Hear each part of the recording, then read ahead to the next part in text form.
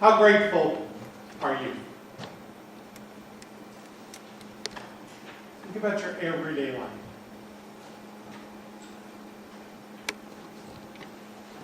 If you are grateful, do you keep it to yourself? Or do you share that gratitude? Now, if you complain a lot, then you can't classify yourself as a grateful person.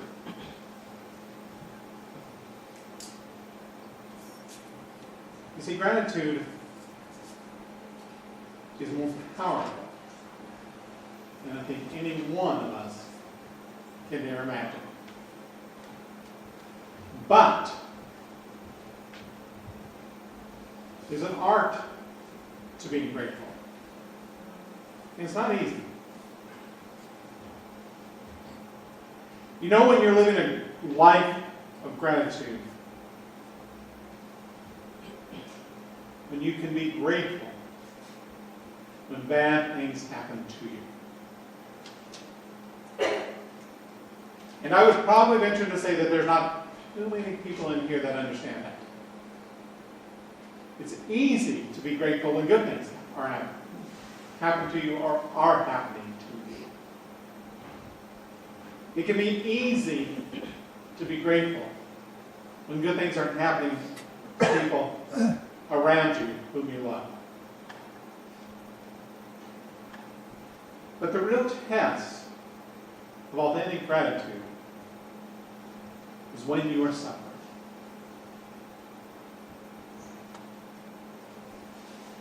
Let me start off by talking about gratitude in this way. Why is it important to live a life full of gratitude? The whys I'm going to give you aren't religious. They don't come from the Bible. They actually come from science. Because you may not know it, the scientists have been studying gratitude. And they want to know what kind of effect it has on people who live lives of thanksgiving. And this is what they found out.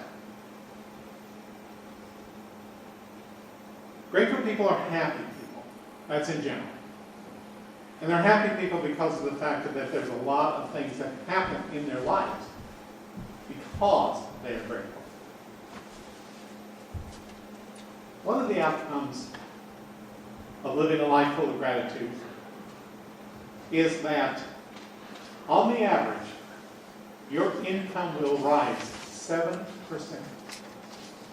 Grateful people make 7% more on the average than people who live ungrateful lives. Okay? Children and youth, if they're brought up to appreciate gratitude and being grateful, they have found out that there will be 13% fewer fights in these kids' lives. They're 20% more likely to get A's. 20%. That's significant. And when they get to be teenagers, they'll be 10% less likely to start smoking. Now, I'm sure you never think of gratitude in connection with smoking or A's, but it does have an impact. For everyone else, for adults and everyone else, you will find that if you live a life full of gratitude, you will have 10% fewer stress-related illnesses. Now, they may not seem like a lot, 10%, until you have a stress-related illness. And then it's everything. People who live with life full of gratitude are more physically fit, and their blood pressure on the average reads 12% lower than everyone else's.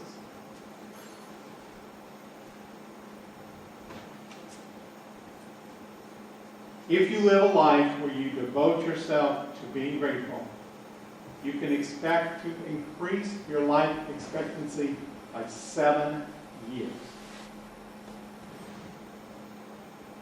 And while this may not be significant for you, it will be for us in the church, especially the Ministry of Finance, because grateful people give 20% more in time and in money. than ungrateful people. So we're going to be working hard to make you guys grateful. So we can be grateful.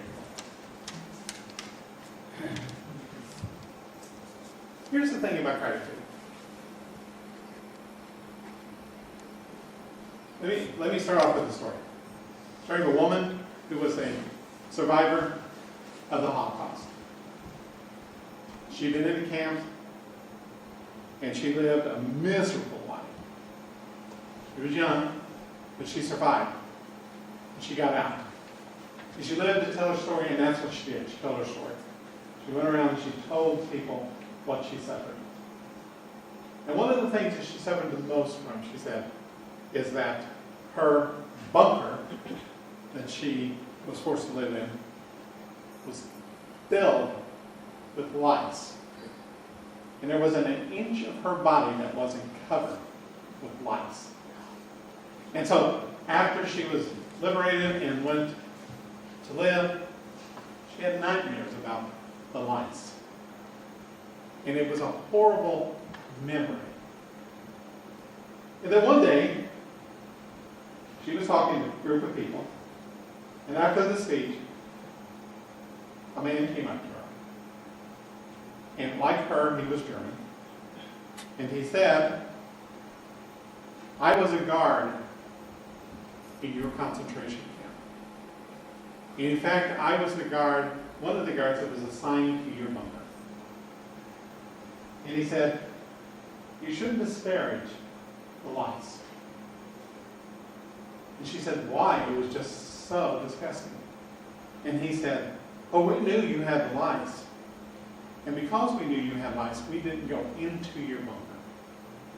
If you hadn't had the lice, you probably would have been killed. Those lice saved your life. You should be grateful to those lice. Now, think about that.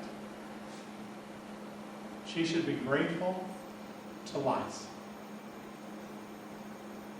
You see, this is the thing about gratitude that we have to understand. Is that gratitude is not something we reserve. We reserve, or we need to reserve, for the good things in life. For the blessings. For the generosity of other people. When most people talk about suffering, and they're asked, or talk about feeling gratitude in the middle of suffering, they say in a horrified voice, there's no way, it's impossible to feel gratitude in the midst of suffering. In fact, it should be just the opposite. Now here's the thing. That's almost always said by people who are not suffering. That's almost always said by people who live in a blessed existence. Whether they understand it or not, whether they know it or not, whether they recognize it or whether they take it for granted. These are the people who say you cannot find gratitude in suffering. But go somewhere else. Go to people whose total existence is suffering. Go to people who live in sub-Saharan Africa and ask them about gratitude. These are people who don't have enough to eat. These are people who have watched most of the adults around them die of AIDS. These are people who, no matter how bad their life is always made worse because there's always groups like Boko Haram who come into the village, slaughter them, the men especially, take the women and rape them and move them into slavery.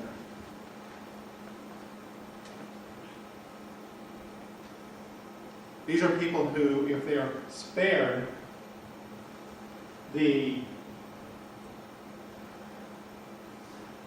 groups of thugs, are not spared the violence of people in their own villages. And yet, if you ask them about gratitude, they will tell you without hesitation how grateful they are. It will tell you without hesitation. And they can point to how they're grateful, why they're grateful, where their gratitude originated, and where it goes.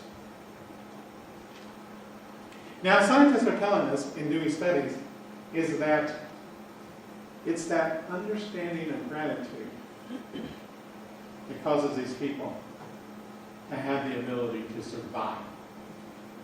Survive in situations that none of us would be able to. It's the gratitude and being grateful that keeps them strong. Now, here's the big difference between their lives and our lives. When we talk about gratitude, we talk about feeling grateful. And so for example, and there are plenty of times that families do this. They sit around the Thanksgiving table and they ask everybody around the table, name one thing that you are grateful for. And they'll talk about, I feel grateful that I have this family, or that I have, or whatever. A lot of people have a hard time even coming up with one thing that they feel grateful about. But you see, the problem is that feeling grateful does nothing for us. Feeling grateful is gratitude that is a reaction to something that happens to us. And they receive gratitude as something that is a reaction to something that happens to us. Most people who feel grateful, or talk about feeling grateful, are people who are looking at their reaction. And most people will then argue, well, I don't need to feel grateful because all the good things I have, I brought to myself. I did for myself. And we live in a country, in a society, in which people are taught to say, be self-sufficient. Don't owe anybody anything, and gratitude is a debt. And so we don't want to feel grateful because we are taught that we should be self-sufficient. And so we want to see that if any good happens to us, it happens because of what we do. Once in a great while, something good will happen that we don't deserve. And so we can be grateful for that. But for the most part, we're not. And we look at all the success that we have and all the comfort that we have, and we bring it back to ourselves. And that's because we feel grateful. But true gratitude doesn't come from the feelings. True gratitude comes from being grateful. And there's a huge difference between feeling grateful and being grateful. Being grateful is an act of the will. It's an intention. It's an intention to look at our lives in such a way that we see it in its completeness. And we judge our gratitude not based upon something that's happened to us in this moment, and so we're reacting to that. We base our gratitude on that whole arc of not only our existence, but the existence of all humans everywhere. And we can do it. We look and we see. And there are ways that you can do this. There are ways that you can practice this. In fact, the experts about gratitude, and there are experts about gratitude who study this, and have studied this for quite a while now, say that we should do. Because if you're going to get the benefits from gratitude, you've got to be grateful, not feel grateful. You get no benefit whatsoever from feeling grateful. All the benefits come from being grateful. But you've got to be intentional about it. For example, they isolated people who they defined as being very grateful people. Because they wanted to know, what is it about grateful people, really grateful people, that is different from everyone else? How do they become grateful?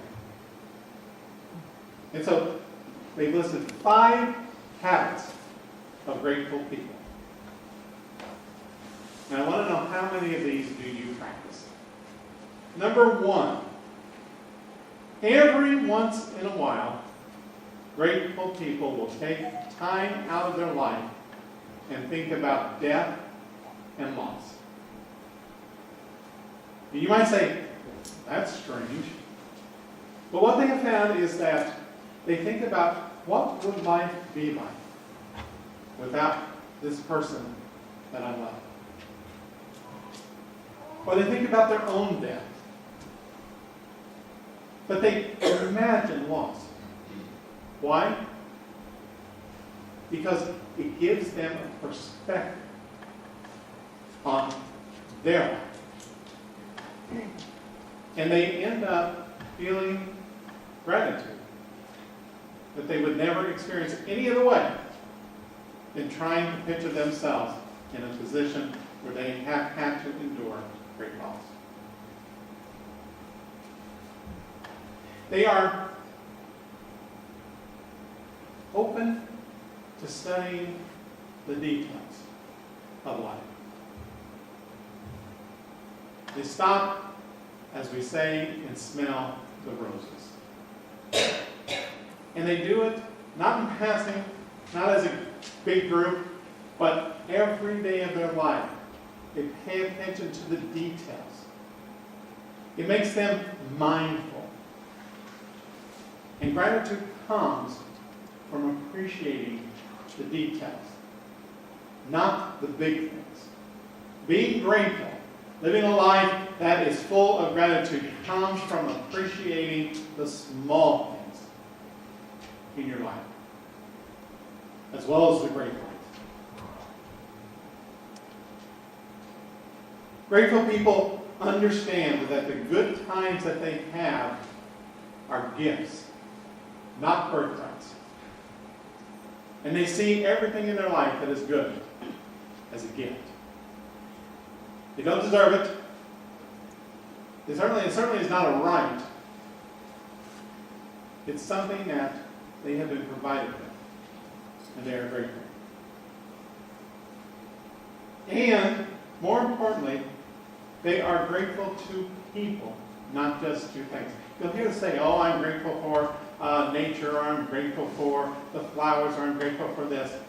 That doesn't do it to build a life of gratitude. You have to be grateful for people and to people. And there's a biological reason for this. It's because of the fact when you say thank you to someone, it creates biological differences in your brain and in your body. Biological differences. As somebody said, it engenders the brain to engage biological systems of trust and affection and circuits for pleasure and reward. Just the simple act of telling someone thank you does that. It has a biological effect, not just mental or emotional. And the thing is that once that effect takes effect in them, then your biology responds in the same way. So, it changes your body's chemistry. Just the simple act of saying thank you. They also say that grateful people make their gratitude specific and authentic. And what that means is that they just don't thank the world for existing. Or they don't say, I thank you, Alice, because you're such a wonderful person, even though you are a wonderful person. But being bold, broad like that doesn't do it. You've got to be specific. You've got to be authentic. So, what you say to Alice is, I am thankful that Alice always has such a pleasant smile, and that smile really brightens the moment that I'm in. Or you could say, I am thankful to Barb because when she sees that I'm hungry, she makes me pancakes. She doesn't, but she could. The thing is, you want to be, and that's not being authentic because she does make her pancakes, but that's okay. I'm not asking you to. But but you want to be authentic, and you want to be specific, because that's how you create that relationship. And one of the things about being grateful and living a life in full gratitude is that you are strengthening the relationships around you. It's not just the gratitude itself. It's just not the chemical change, but it's the relationships that are around you. Grateful people are happy people. Happy people are well-liked people. We all know that. The last thing you want to be is somebody who complains all of the time. Or you don't want to be a person who whines all of the time. You know? And I know that there are people who do that. I know there are people who are sick. There are people who hurt. There are people who, just think that life is unfair. But being grateful means that you take the time to start sorting through the unfair with grateful. And that's where the details come in. Paying attention to the details. Okay, the person, your boss at work may treat you like dirt. But when you come home and you see that tree, and that tree is so nice looking, that's an act of gratitude. Or, even though a person that at work was mean to you, the people when you come home are not. And you can appreciate the fact that they're there for you. Not only are they there for you, but the people that are around you are people who are the ones that are important. I think sometimes we spend too much time worrying about people who have no importance in our lives. And what we end up doing is hurting the people around us who are important. Now, you say, but how do I get this? Well, you have to change the way that you think. This is why I said it is hard. It is difficult. It's not easy to say, I am going to commit myself to living a life where I am grateful. But there are ways you can do it. There are ways that you can do it so that you can have a happier life and a more graceful life, a life full of gratitude. And so I'll give you one. Oh, by the way, I did want to say this. Where do you think people are, if you take world countries, where do you think the most grateful people live and the least grateful people live? The most grateful people live in South Africa, the United Arab Emirates, the Philippines, and India.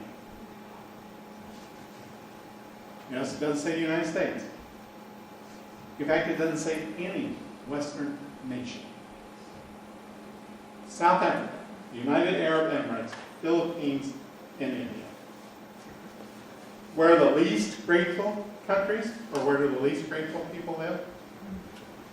The Netherlands, Denmark, Hungary, the Czech Republic, and the United Kingdom.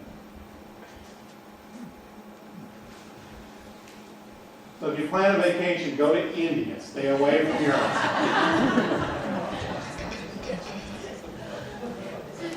I'll be so much more grateful for you to come. But here's what they say, is that be intentional. In fact, you can only be grateful when you are intentional. And there's two ways to be intentional about it. One is that when you're in a bad time in your life, you say, stop, and instead of thinking of good days, think of other bad times in your life.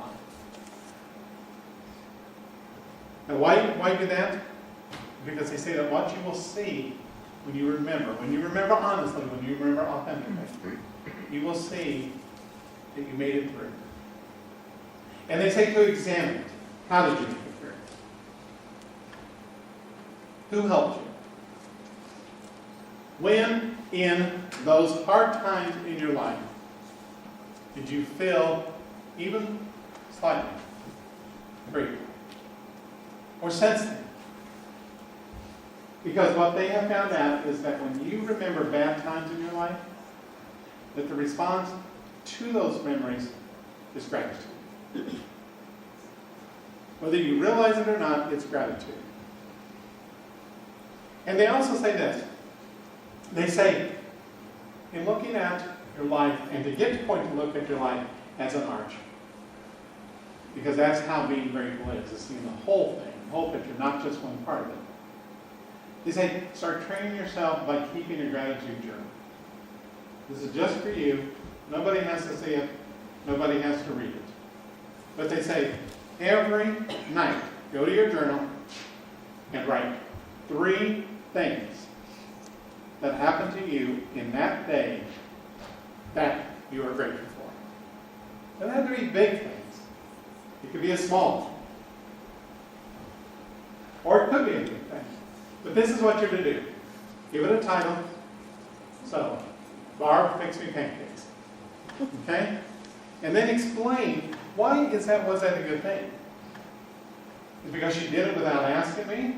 She did it because she could see that I was hungry. She did it because she's just a nice person. And then it says, then say, how does it make you feel? How did it make you feel that Barb fixed you pancakes? And just say what the feelings are. It doesn't have to be straight grammar. It's not going to be published. But it gives you a sense of what is happening in your life. 3 things. And they say that when you start this, it'll be hard to come up with 3 things in your life every day that you can be thankful for. But if you keep on doing it, it'll start getting easier. And once it becomes easy, then you'll start seeing things change in your life that you're not even aware of. Now, what I like about this is because of the fact that if you read the Gospels, if you read Jesus, or if you read Paul, when they talk about gratitude, this is the kind of thing they're talking about. They're talking about gratitude as an intention. Gratitude as an overarching thing. Not gratitude as a feeling. When Paul says rejoice, always rejoice, he's talking about seeing the path of God throughout your life. Being thankful should not ever be relegated to one Thursday in November. Because if it is, then it's not meaningful. In fact, when they have sat people down and told them, they hooked them up with brain wires and everything so they could see how their brain reacted. They asked one group and they said, list 5 things that you are grateful for. In another group they asked, write 5 sentences about one thing that you're grateful for. Who were the happier people? Who came across from the neurological test as being the more grateful people? The ones who wrote 5 sentences about one thing. The people who wrote 5 lists of 5 things showed absolutely no gratitude response at all. It was just a list. You have to be intentional. You have to be detailed. You have to be mindful. But the rewards that are out there are tremendous. Because it is true that when you are grateful, when you live a life that is grateful, you will be living a healthier, happier, and a richer life than if you don't. And so we lay it to you, through God, through Jesus Christ, through Paul, and through the scientists. Do you want to feel grateful? Or do you want to be grateful? I suggest we choose the latter. Let us pray. Oh, Heavenly God, as we lift up each other, our loved ones, the ones who are close to us, let us also lift up those who we are afraid of, those who we don't want to be around us, those who make us anxious. Oh Lord God, in lifting them up, we are lifting up our gratitude to you for the world that you have given us. Instead of being afraid of violence, help us to see that suffering can be a stepping stone to a better life. And so help us, Lord, to live with gratitude. Help us to see the traces of your grace where we would never see them before.